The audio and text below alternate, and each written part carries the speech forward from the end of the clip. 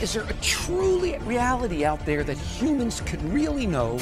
It's an age-old battle between realists and absolutists. God is not great, how religion ruins everything. And yet it's utterly and totally ridiculous. We need to live for something beyond ourselves.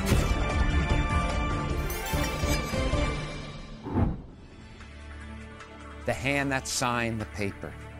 The hand that signed the paper felled a city. 5 sovereign fingers taxed the breath, doubled the globe of dead, and halved a country. These 5 kings did a king to death. The mighty hand leads to a sloping shoulder. The finger joints are cramped with chalk. A goose's quill has put an end to murder, that put an end to talk. The hand that signed the treaty bred a fever, and famine grew, and locusts came. Great is the hand that holds dominion over man by a scribbled name. The 5 kings count the dead, but do not soften the crusted wound nor stoke the brow. A hand rules pity as a hand rules heaven. Hands have no tears to flow. That was Dylan Thomas's poem, The Hand That Signed the Paper. And it has an important message that I really would like to look at today. You know, a few strokes of a pen, as in Dylan Thomas's poem, and what happens? Lives are snuffed out. Who knows how many lives? Endless lives. Just someone signs a decree and lives are gone. Talk about unfairness, talk about injustice. But you know, that's just the way the world is, isn't it? You know, we live in a world of injustice. You know, it was interesting, centuries ago, the German philosopher, the great philosopher Immanuel Kant, he once argued that with one single premise, he could prove the existence of an afterlife. And what was that premise?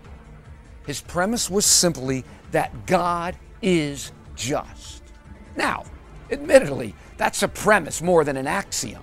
It's a premise based on a number of really unproven assumptions.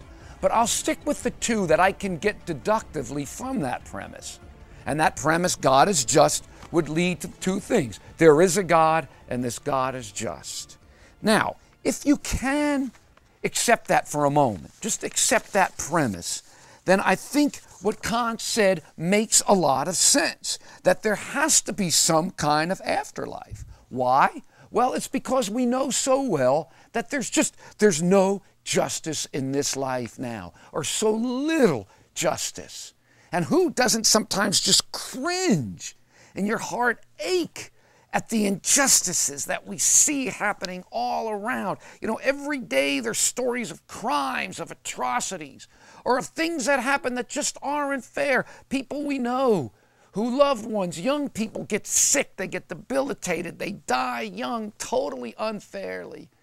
You know, in America recently, there was this whole thing about death row, and they've been doing these DNA tests, and they're finding people have been in prison 5, 10, 20 years for crimes that 20 years later, DNA tests prove they never committed.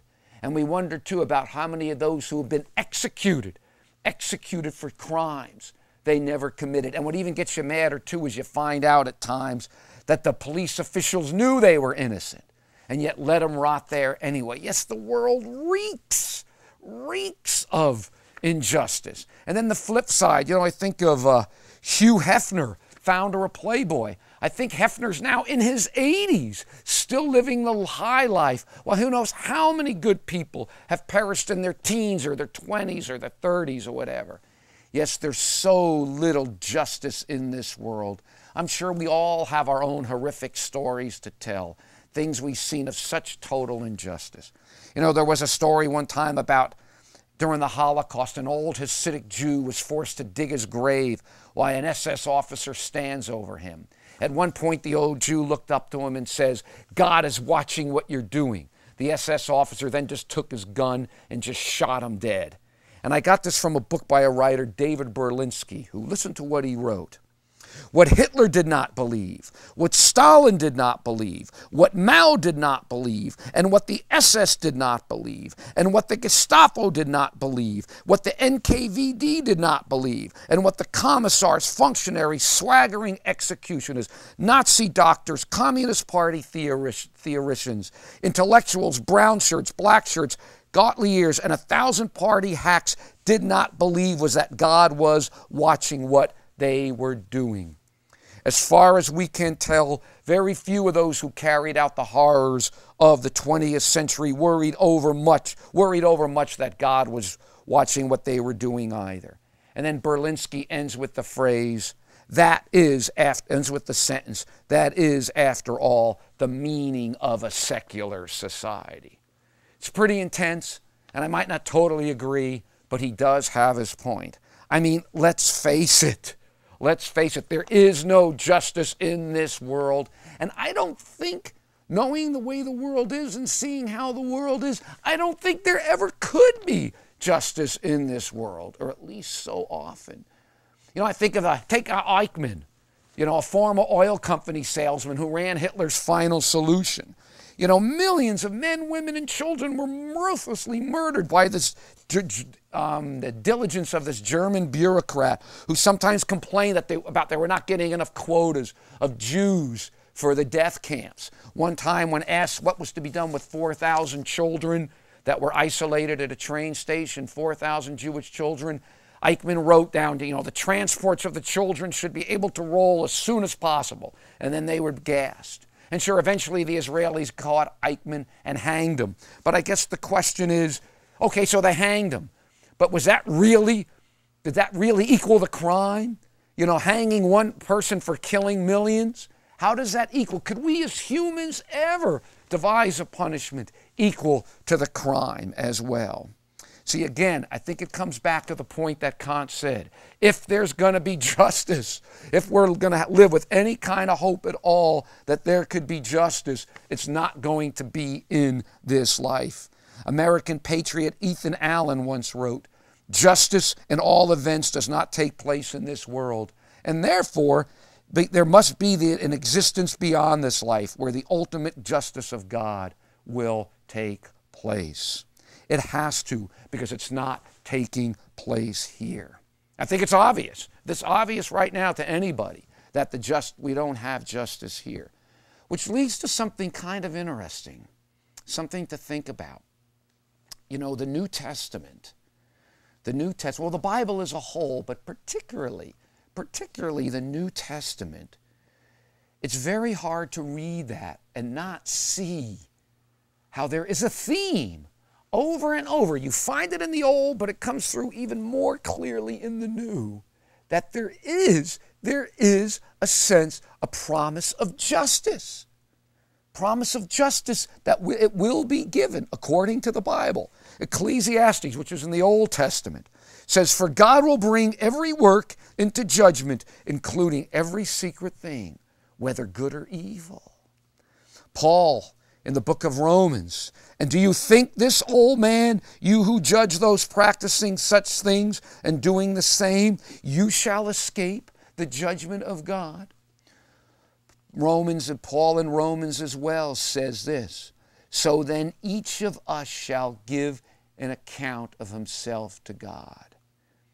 The book of Hebrews, again in the New Testament, "And there is no creature hidden from his sight, but all things are open, but all things are naked and open to the eyes of him to whom we must give an account." And these are one of numerous texts which say, it's almost as if the Bible knows. The writers of the Bible knew, hey, there isn't justice here. There isn't justice in this life. If you're looking for justice here and now, if you're looking for the courts to give you justice, if you're looking for the government to give you justice, if you're looking for vigilante groups to give you justice, there is no justice in this life here.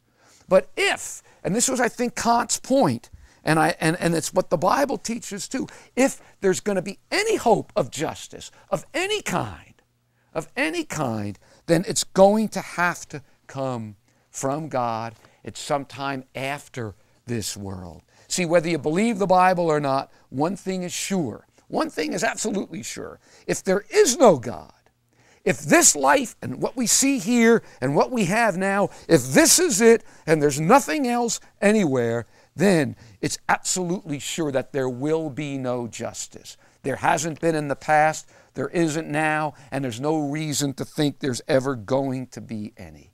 That is, if this life is all there is. But if Kant is right, if there is a God and he is just, then one day justice will come. And that will be in the afterlife. Again, something to dwell on.